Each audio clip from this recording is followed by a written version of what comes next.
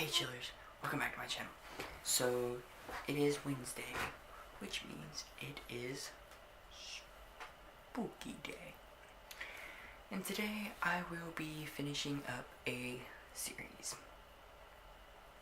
Oh,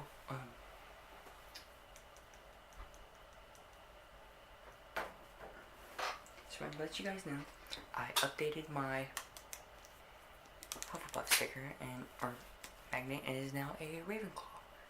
Since I'm a Ravenclaw. And Hufflepuff is up there now.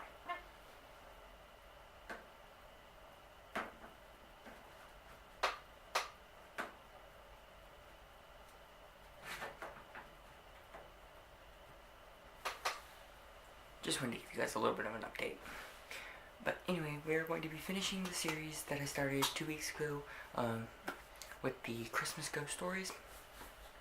Now, there were only 5 on this site that I found, but they're pretty long stories, so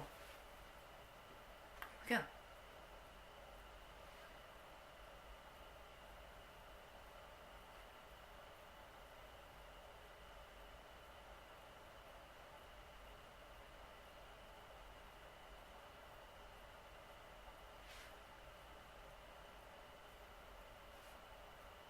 I'm just figuring out which story I've read last.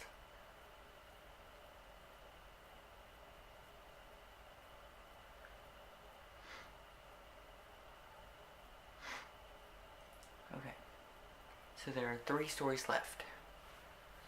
Alright, so the first one is called The Haunted Tree.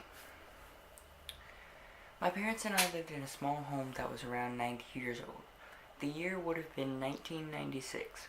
We lived there from the time I was 7 years old to the time I was 19. From the very day that we moved in, I felt that I was not alone. Excuse me. One year around Christmas time, I was having a friend spend the night.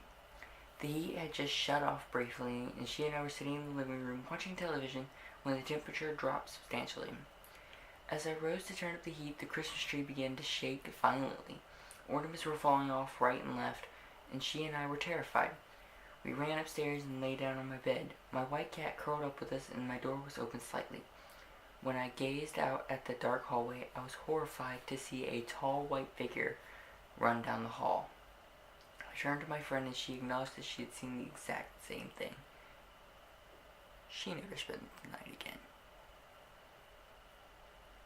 That one was a short story.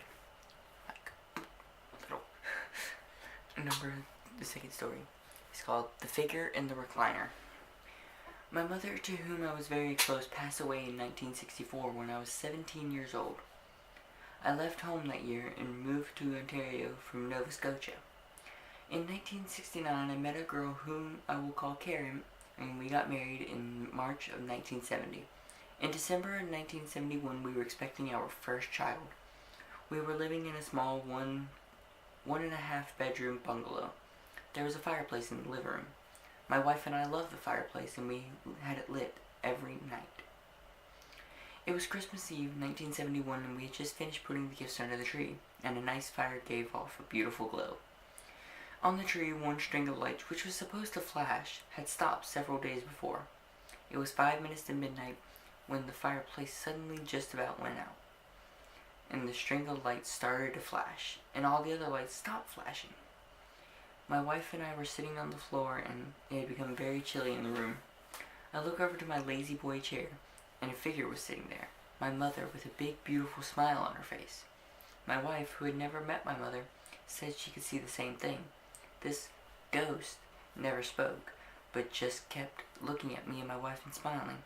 At 12 midnight, the fire in the fireplace started up again, and the lights on the tree stopped flashing, and the others started flashing again. I looked over in the chair, and the ghost was gone.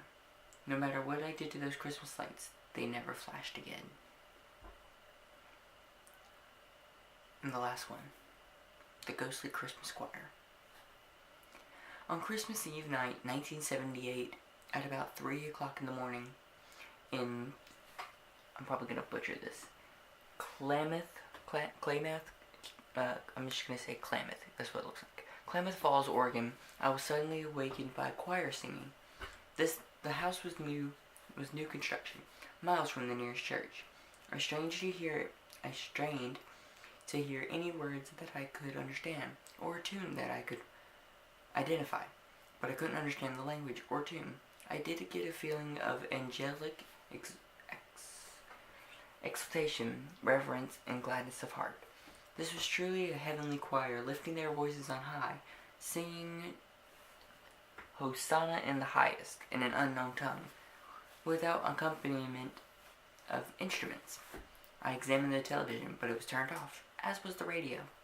I explored the house, but the singing was not heard outdoors. The way the countless male, female, and children voices entwined together, the tonals going from operatic highs to the deepest basses in perfect harmony, and must have lasted about 10 minutes, but it was touching for an eternity. And that's the end of all the ghost stories. I know this was a shorter video, but they're pretty good ghost stories. I will leave a link to the first video, or the first part of this mini-series down below. And I'll leave a link to it in an end card of this video. If you enjoyed this video, please give me a thumbs up so I know. Please follow all my social medias down below in the description. Please click my bell to subscribe to my channel, and my last video is right here. I will see you guys on Wednesday. Or Monday. My days are getting mixed up. Alright. Peace out, chillers.